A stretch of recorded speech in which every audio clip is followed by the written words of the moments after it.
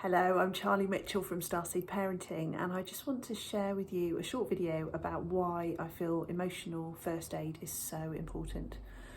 So as parents, we can quite often feel quite bedraggled, we can feel quite desperate, we can feel quite shocked if there's something that's come up with our children, either a diagnosis or a disability, or an illness that can come out of the blue from nowhere.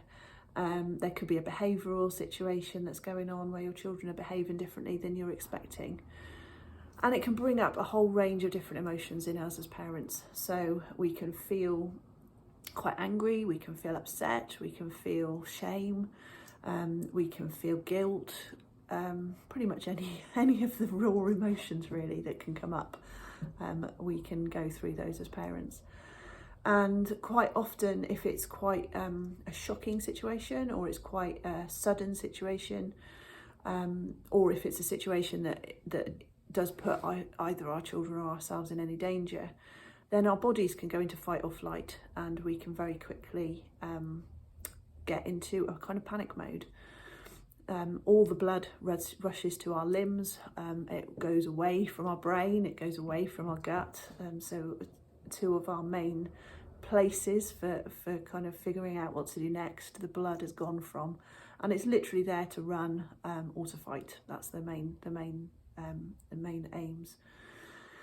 And quite often as parents, we don't realise that we're in fight or flight. We don't realise, or for me, one was freeze. You know, I quite often would freeze and feel very paralysed actually, and unable to move and unable to make decisions or to act appropriately.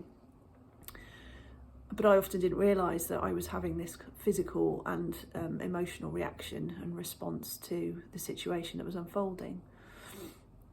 So I've just found over several years of having children with different needs, different disabilities, different illnesses, that we need to have these strategies, these tools to be able to evaluate where am I right now, what's going on in my body, how am I feeling, and what can I do about it.